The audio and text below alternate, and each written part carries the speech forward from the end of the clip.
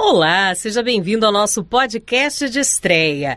Eu sou Noriana Berend e hoje nós vamos falar sobre algo que nos acompanha desde a infância: vínculo afetivo, teoria do apego e também resiliência. Comigo está hoje aqui conversando a psicóloga Sabrina Ruggeri, especialista no desenvolvimento humano. Seja muito bem-vinda aqui nesse programa de estreia aqui do Pod da Gente, Sabrina. Muito bom falar contigo. É uma alegria participar dessa conversa sobre esse tema tão importante. Eu queria entender o que é a teoria do apego e por que ela é tão importante. A teoria do apego, ela foi desenvolvida por um psicólogo chamado Bowlby, né? E depois ela acabou sendo aprofundada por outros psicólogos também, como a Mary Armstrong. E ela tem como ideia central de que a gente, enquanto ser humano, a gente nasce biologicamente programado para buscar proximidade de um cuidador, uma figura cuidadora, né? Quando a gente sente, por exemplo, medo, quando a gente sente dor, quando a gente está inseguro. E esse vínculo inicial não é só emocional, ele se torna extremamente regulador para nós. Então, essa figura de apego, ela sempre vai funcionar baseada em duas coisas essenciais, né? Primeiro, ela precisa ser uma base segura, aonde a criança, por exemplo, se sente apta para explorar o mundo, e ela também vai funcionar como um porto seguro. Então, quando eu estou com receio, quando eu estou com medo, é para onde essa criança retorna. Então, quando existe uma situação de ameaça, né, ou de insegurança. E essas experiências que vão nos moldando, né, o Bowlby acabou chamando de modelos internos de funcionamento.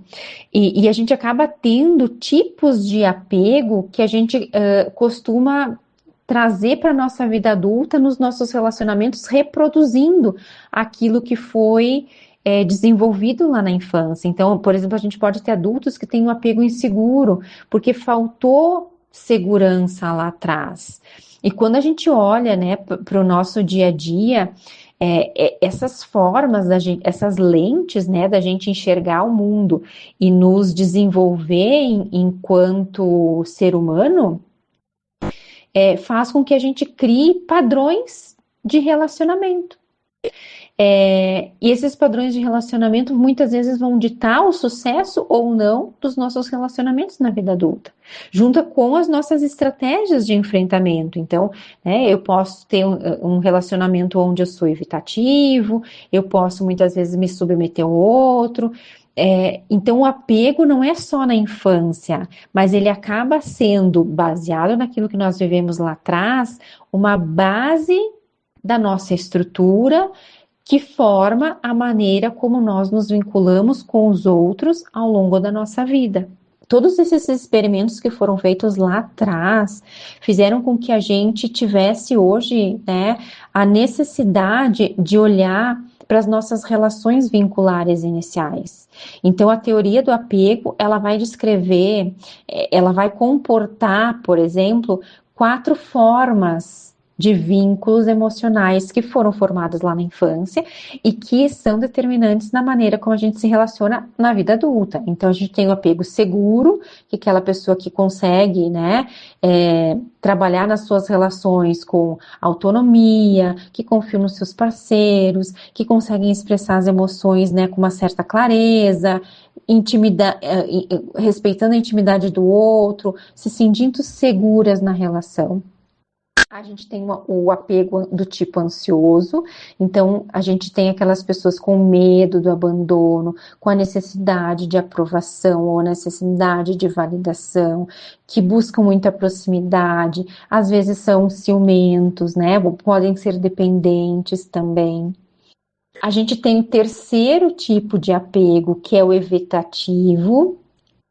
Então, são aquelas pessoas que gostam e supervalorizam a sua independência, se sentem autossuficientes de forma emocional, acabam evitando uma certa intimidade, são aquelas pessoas que se conectam por um tempo e depois né, dão o ghost, né, então elas se distanciam, elas fogem, elas não se comunicam, depois de, sei lá, de um certo tempo voltam, né, a interagir com aquela pessoa. Então, são pessoas que têm muita dificuldade de expressar os sentimentos. E por último, a gente tem aquelas pessoas que têm um tipo desorganizado de apego, né? Então, é uma mistura dos comportamentos que são mais ansiosos juntos com os evitativos, né? São pessoas que querem intimidade, mas têm medo dessa intimidade, e então elas mostram comportamentos que são contraditórios. Às vezes gera uma certa ambiguidade, que tu acaba pensando, tá, mas ela quer estar comigo, mas quando a gente combina para fazer alguma coisa, ela não vem ou dá uma desculpa. Ela se mostra disponível, mas na hora de assumir o compromisso ela não quer mais. Isso é tão importante, né? Quando a Mary, por exemplo, desenvolveu a teoria dela, que ela agregou a teoria do Bowlby, ela fez um experimento psicológico que falava sobre o vínculo mães-bebês, né? Ou vínculos dos bebês com seus cuidadores principais, que ela chamou de situação estranha. E o experimento era mais ou menos assim, né? Num primeiro momento, a criança, o seu cuidador e um experimentador entravam numa sala, e depois essa figura cuidadora, ou essa mãe, né, saía, e a criança se deparava com esse estranho. E esse experimento avaliava justamente assim, quais eram os níveis de ansiedade e os comportamentos desse bebê quando eles eram separados da mãe, e como é que eles começavam a interagir com o estranho. Então, tinham bebês que interagiam, tinham bebês que fingiam que a mãe, o cuidador, né, não estava mais presente, e isso se tornou a base para a gente entender os vínculos na nossa vida adulta. Entendi. Queria que você explicasse também o famoso experimento aí do macaco Punch, que tomou aí as redes sociais nas últimas semanas, né? E como é que ele ilustra esses conceitos que você trouxe há pouco aqui pra gente? O caso do macaquinho, eu acho que ele, assim, teve um espaço tão grande, né? Ganhou uma repercussão tão grande por mostrar a necessidade de vínculo que a gente precisa, né, com uma mãe, que no caso dele foi uma mãe de pelúcia, depois que a mãezinha dele morreu, né, e acho que isso de alguma forma reatualizou, né, essa evidência aqui dentro da psicologia, que a gente diz que o vínculo, ele não se sustenta só com aquela pessoa que te dá alimento, né, que cuida de ti, mas no contato afetivo. E aí tem um outro experimento muito legal, que é também de um psicólogo da década de 50, também com macacos, né, ele trabalhava com macacos, o nome dele é Harlow, e nesse estudo ele desenvolveu duas mãezinhas artificiais, né? Então, os filhotes desses macacos, eles tinham acesso a dois tipos de mães. Uma que era feita de arame, e essa mãe de arame fornecia o alimento para eles, e uma outra que era uma mãezinha de pano, que ela era macia, mas ela não provinha o alimento. E o resultado disso foi que os macaquinhos, eles passavam a maior parte do tempo agarrados àquela mãezinha de pano. Quando eles tinham medo, quando eles queriam assim, uma sensação de afeto, de proximidade, né, eles estavam sempre na mãe de pano. A alimentação se mostrou como não sendo essencial ou não sendo como principal elemento organizador do vínculo. Mas o conforto, a sensação, né, de perceber que o outro está ali, a segurança emocional ficaram evidentes. E no caso do Punch, né, eu acho que isso atualizou, assim, veio essa repercussão, mas atualizou isso. O macaquinho de pelúcia, mesmo sendo um substituto artificial, esse objeto macio, ele oferece algum tipo de regulação emocional. Então, enquanto os outros, né, não interagem comigo, não me dão bola, pelo menos eu estou ali confortável, ele representa segurança, acolhimento, né? Em termos comportamentais, Essa sensação de vínculo reduz qualquer tipo de ativação fisiológica de ansiedade, faz com que exista melhoras na aprendizagem, né? Diminui respostas do estresse. Então, o que a gente conclui? Que o afeto organiza o nosso sistema nervoso. Isso vale para os primatas e isso vale para a gente também. Eu me apaixonei por esse macaquinho, né? Eu fiquei meio que vidrada na história também.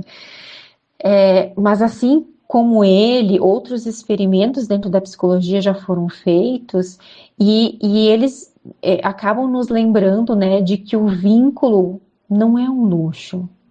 O vínculo com as outras pessoas acabam sendo uma necessidade biológica para nós, seres humanos. Ou seja, o afeto organiza o nosso cérebro. A presença do outro regula as minhas emoções. A segurança que eu tenho da presença de alguém, de ser porto seguro, né, de eu ter para quem correr, me gera autonomia. Então, mesmo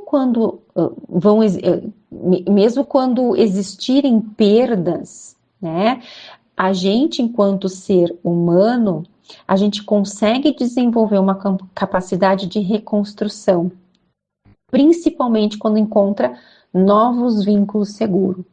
No fundo, é aquela velha história de que a gente é um ser relacional, né? Nós precisamos da relação do outro. E a nossa saúde emocional, ela é construída e reconstruída no encontro e no reencontro com a outra pessoa. Na tua opinião, Sabrina, o caso ele também se relaciona com resiliência? Em que medida isso acontece? Como é que funciona? Eu acho essa pergunta fantástica, né? Como é que a gente pode aplicar apego, né, e resiliência na vida adulta? Eu acho que aqui é a parte mais bonita e mais transformadora, e é por isso que eu amo o meu trabalho. Porque, embora o apego ele aconteça e se forme lá na infância, tem algo dentro da gente que se chama plasticidade. Então, a gente consegue estar desenvolvendo ao longo da vida e mudando dentro de nós muitas situações que podem ser ressignificadas. Então, eu percebo que na vida adulta, a gente pode olhar para trás, revisitar, entender o que aconteceu conosco, né, ao longo da nossa vida, a nossa história, a nossa relação com os nossos pais, com os nossos cuidadores, né? Será que eu tive dificuldade de confiar? Será que eu sou dependente emocionalmente? Será que eu sou uma pessoa, né, muito evitativa? Será que eu sou alguém que tem medo de abandono? Tornar, né, essas reflexões conscientes para que a gente consiga depois desenvolver vínculos seguros e intencionais. Então, não é porque eu tive uma experiência lá na infância que ela vai acontecer exatamente igual com todas as pessoas que eu me vincular ao longo da minha vida. A gente pode desenvolver vínculos diferentes. A gente pode desenvolver relacionamentos estáveis, a gente pode desenvolver amizades profundas, né? A gente pode mudar ou a gente pode de alguma forma corrigir, né? Intencionalmente as experiências que já aconteceram, mas mudar o que está por vir. Então, tudo aquilo que já aconteceu pode funcionar como experiências emocionais corretivas. E isso vai desenvolvendo desenvolvendo e fortalecendo aquela minha parte mais saudável, né? De buscar apoio, de desenvolver uma comunicação mais assertiva com o outro. Eu posso ter vontade de falar de um jeito, mas deixa eu encontrar qual é a melhor forma de eu me comunicar com a outra pessoa, né? Eu gosto muito da ideia que se a gente tem 1000 formas de falar alguma coisa para o outro, que a gente sempre escolha a maneira mais gentil, né? Então a gente vai trabalhando essa parte nossa adulta saudável, a gente vai trabalhando as nossas crenças, né? Vai reestruturando aquilo que já aconteceu comigo. Eu percebo que a resiliência, ela não é ausência de dor, tá? A resiliência é a capacidade da gente se reorganizar de forma emocional. Se a gente fizer uma comparação, né, e observar a teoria do apego, as nossas perdas, elas vão sempre ativar o nosso sistema de apego de uma forma muito intensa. Principalmente dependendo da qualidade desses vínculos, né? Então, a gente pode, frente a uma perda, frente a um processo de separação, sofrer com isso, mas conseguir se reorganizar internamente. E isso mostra, né, aquelas pessoas que têm um apego do tipo seguro. Ou a gente pode desenvolver estratégias defensivas e de um certo ponto rígida, onde a gente vai ter comportamentos de superativação ou, ao contrário, né, de evitação. Então, a resiliência, ela está ligada, muitas vezes, àquela nossa parte adulta e saudável que a gente precisa ter de validar a dor. Eu estou sentindo, sim, eu estou sentindo porque eu perdi alguém ou essa pessoa não está mais próxima de mim, da gente conseguir validar o que nós estamos sentindo, de fazer o movimento de buscar apoio, lá na frente conseguir reinterpretar ou ressignificar a experiência que eu tive e ter a possibilidade de construir a partir dessas experiências, novos vínculos. O que isso significa? Que uma vez eu tendo vivido uma experiência de separação ou dor, eu não preciso generalizar ela ao longo da minha vida. Eu posso me dar oportunidade ou posso me dar abertura a novas experiências. E a gente está falando, então, de habilidades, por exemplo, de flexibilidade, né, de reorganização ou de ampliação do nosso repertório comportamental, né? Só que a gente só consegue ser resiliente ou só consegue desenvolver resiliência se a gente teve pelo menos um vínculo seguro ao longo da nossa vida. Ou se a gente teve pessoas ao longo do nosso desenvolvimento que foram essa pessoa que de alguma maneira a gente admirou, que elas nos proporcionaram experiências emocionais corretivas, né, que nos trouxeram um ambiente, né, minimamente previsível de aconchego, de afeto. Então, mesmo depois de separações ou de perdas, o nosso sistema de apego, ele pode se reorganizar quando existem novas experiências de segurança na nossa vida. Outra coisa acho que é importante a gente abordar aqui nesse nosso bate-papo também é que lições a gente pode tirar para os pais, educadores e também para a vida adulta de todo esse contexto. Quando a gente pensa, né, que lições que essa história acaba trazendo para a gente enquanto pais, educadores, cuidadores, eu penso que a principal lição, ela acaba sendo de uma forma simples, mas ao mesmo tempo muito profunda, porque ela está nos dizendo que presença emocional importa. E essa presença emocional é mais importante do que performance, né? Ou seja, não é só a gente conseguir suprir necessidades físicas, né? De dar as coisas materiais, mas a gente validar emocionalmente quem está do nosso lado, a gente promover um ambiente de segurança, de previsibilidade. Crianças gostam de rotina, elas precisam dessa previsão, né? Contato emocional, contato físico. Uma criança que ela se sente vista e uma criança que se sente acolhida, ela explora mais, ela aprende melhor, ela desenvolve uma autoestima, né, e consegue regular melhor as suas emoções. O contrário, né, também acaba acontecendo. Ambientes que não fazem com que a criança se sinta vista, uma criança que não se sinta acolhida, que o ambiente é inseguro, né, vão gerar esquemas de abandono, de desconfiança, de privação emocional, né? Então, o vínculo ele é fator de proteção emocional. Então, Nori, eu vou te dizer assim, de tudo isso, né, não são os bens materiais, não é o suprir com alimento, não é só teto que é importante, né, ou que nos faz forte. Para nossa estrutura psíquica, o vínculo é que é determinante para a nossa segurança emocional enquanto adultos.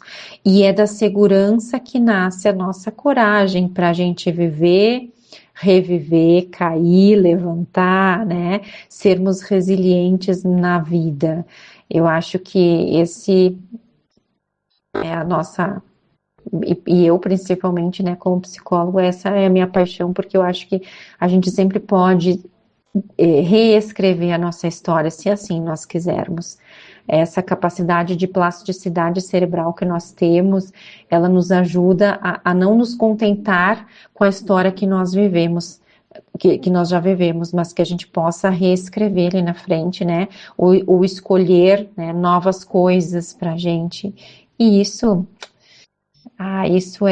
brilha meu olhinho, né? Isso me deixa muito apaixonada pela área que eu escolhi.